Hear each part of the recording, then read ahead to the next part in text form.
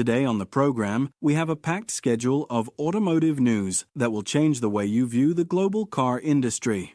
In our lineup, Audi unveils its new A6 sedan with a design that perfectly balances tradition and innovation. Tesla might be at the center of what could be the biggest automotive scandal in recent history. Trump once again changes his stance on import tariffs for European vehicles. And finally, Europe comes up with what they think is a brilliant idea to counter Chinese manufacturers. But is it really that smart? Stick around to the end as we dive into these fascinating developments that are reshaping the automotive landscape before our very eyes, with twists and turns you wouldn't want to miss in this rapidly evolving industry. Audi has decided to play a little two-act performance for the release of its new A6. First came the estate version, or AVANT as they like to call it. And now we're seeing the return of the classic, the sedan, with its distinctive three-box design. This is the car your notary drives, or perhaps your cardiologist. In short, it's the one that exudes seriousness, dinner parties with people wearing ties, and the underground parking of a private clinic. So is it surprising? Not really. This A6 is as traditional as Sunday roast beef for lunch. In terms of design, it is identical to the estate up to the central pillar. From there, the line plunges down to the trunk, which does not feature a hatchback design. At the rear, we find the same muscular shoulders as on the estate. The lights are split in two with a luminous bar that spans the entire width. It measures 4.99 meters long, which is 6 centimeters longer than the previous model. The wheelbase is generous at 2.93 meters, which guarantees rear passengers plenty of space. The trunk, however, offers 452 liters. That's significantly less than a BMW 5 Series, for example, which offers 520 liters. Inside, it's classic Audi with screens everywhere, glossy black surfaces, and that precise surgical atmosphere. It's the ideal place to plan a merger or acquisition. Under the hood, currently only diesel is available, a 2-liter TDI producing 204 horsepower, which is mild with a 48-volt battery. It can run on electric power at very low speeds. The transmission is automatically a dual clutch, and you can choose between front-wheel drive or quattro. 2 plug-in hybrid versions will arrive soon to complete the range. Orders are now open, and the starting price is set at €68,550.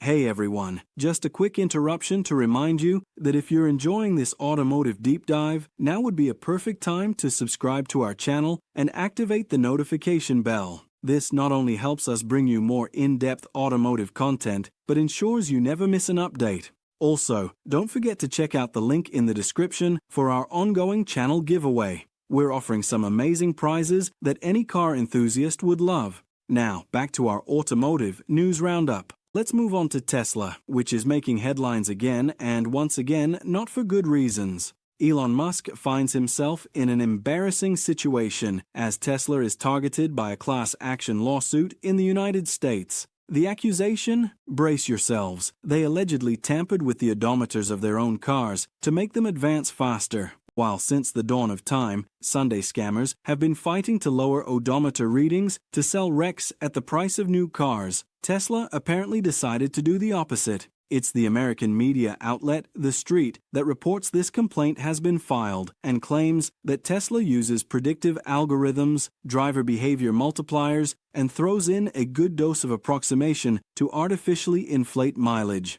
So why all this theater? Well, so that cars come out of warranty faster. One of the plaintiffs tells of buying a Tesla Model Y with 36,772 miles on the odometer, about 59,000 kilometers. But his journeys that are actually 20 miles in reality register as 71 miles, according to his Tesla, almost 4 times more. At this point, it's no longer an error, it's a jump in space-time. Another owner noticed that for 15 actual miles, his Tesla counted 21. Other drivers are also complaining, like another who claims his Tesla shows 25% more kilometers than he has actually traveled. So is this a planetary issue for Tesla? Maybe, maybe not. It's all still very unclear. What is certain is that this story is bizarre. On one hand, increasing kilometers to shorten warranties makes sense, but on the other hand, one wonders how a brand could attempt such a scam thinking it wouldn't be noticed. So this is definitely a situation to keep following. Now imagine you're cooking a nice big roast. You put it in the oven at 480 degrees, close the door, then 5 minutes later, you change your mind. Actually, you're going to steam cook it, and you're not even going to make a roast at all. Well, that's kind of what Donald Trump has just done with American trade policy. After imposing 25% tariffs on European cars, our friend with the bronze hairdo has decided to perhaps withdraw them. Initially, the idea was simple: bring automobile production back to American soil. And for that, according to Trump, nothing better than hitting everything that rolls in from Europe with a big import tax. The result? Markets collapsed and talked of an imminent industrial catastrophe. So what's happening now? Well, now Trump says he wants to help manufacturers. He said, and I quote, "I'm looking for something to help automakers. They need more time to organize to manufacture their cars here, and they will do it well. That's why I talk about things like this," he says. So let's be clear. If you're a European manufacturer, you're currently living in an episode of a game show where the rules change every 15 minutes. But if the tariffs end up being cancelled or postponed, that would be rather good news, especially for German and Italian manufacturers, thus giving them time to organize to either produce in the United States or definitively leave Uncle Sam's country. In any case, let's wait and see where all this leads us. For now, nothing is clear, and perhaps tomorrow, Trump will announce that he has made chip consumption mandatory and anyone who prefers vegetables will be immediately deported to Canada. Meanwhile, in China, there's a bit of panic. The Middle Kingdom, snubbed by the United States, is turning to Europe with a look that seems to say, "Hey, what if we were friends?" And in the middle of this great geopolitical theater, there is a star: the electric car. Last year, the European Union decided to slap surcharges on Chinese electric cars because they were too inexpensive. Take the MG4, for example. For the price of a poorly equipped Clio, you get a Chinese electric car that does 0 to 60 faster than your brother-in-law when he hears that drinks are being served. And that, inevitably, makes Renault, Peugeot, Citroën, or even Volkswagen cough.